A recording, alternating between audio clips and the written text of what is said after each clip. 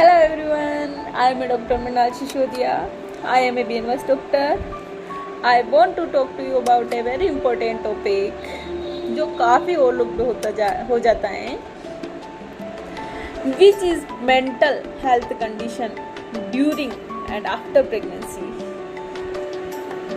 When you will talk about pregnancy, जिसमें बहुत सारे चेंजेस एक फीमेल की लाइफ में हो रहे होते हैं, जिससे हम physiological changes and psychological changes भी कह सकते हैं। फिजियोलॉजिकल चेंजेस जो होते हैं उसमें बॉडी प्रिपेयर हो रही होती है अपने आप को आफ्टर डिलीवरी एंड चिल्ड्रन के लिए। साइकोलॉजिकल चेंजेस में क्या होता है, कई एक्सट्रीम केस होते हैं जिसमें फीलिंग्स होपलेस आने लगती है, जैसे कि ये काम होगा या नहीं होगा, ये मैं कर पाऊँगी या नहीं कर पाऊँगी।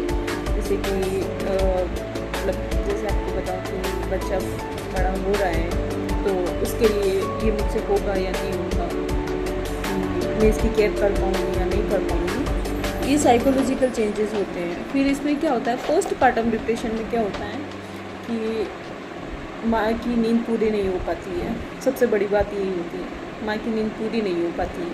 बच्चा रात भर जागता है, दिन में सोता है, कभी कभी दिन में भी नहीं सोता और रात को भी नहीं सोता, तो उनकी एक दिन की बात नहीं होती है, समथिंग 3 से 4 महीने तक माँ की नींद पूरी नहीं हो पाती। तो वो क्या होते हैं, धीरे धीरे इरिटेट होने लग जाती हैं, चिड़चिड़ापन होने लगता है, और इन चीज़ों को लोग नहीं समझ पाते हैं और ये सोचते हैं कि यार ये पूरे दिन पर चिड़चिड़ी रहती है, इसके अंदर गुस्सा भरा रहता है। ये वो खुद नहीं कर रही होती, ये होता है एक्चुअली में कि आप खुद सोचें कि आप 1 से 2 दिन नींद पूरी नहीं कर पाएंगे तो आपके ऊपर क्या गुजरेगी, आप खुद ही चिड़चिड़े हो जाएंगे। तो वो जो मदर होती है, न्यूबॉर्न बेबी की माँ होती है, उनकी नींद 3 से 4 महीने पूरी नहीं हुई होती तो उनके ऊपर क्या गुजरती होगी। होता ही है, ऑब्वियसली होता है, क्योंकि माँ बच्चे की भी केयर कर रही होती है और खुद की भी।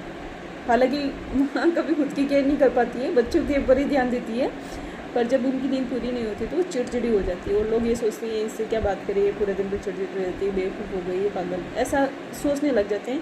बट ऐसा नहीं होता है, वो अपने आप से खुद से लड़ रही होती है, उस डिप्रेशन से लड़ रही होती है, पोस्टपार्टम डिप्रेशन जिसको बोलते हैं। और जब लोग उनको नहीं समझते हैं, उसका साथ नहीं देते, तो ये बीमारी बढ़ती जाती है कि जिन लोगों से उम्मीद होती है वो साथ नहीं देते हैं।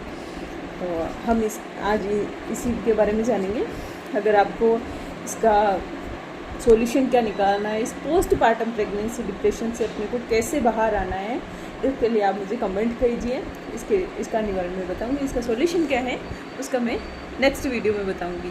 Please like and subscribe.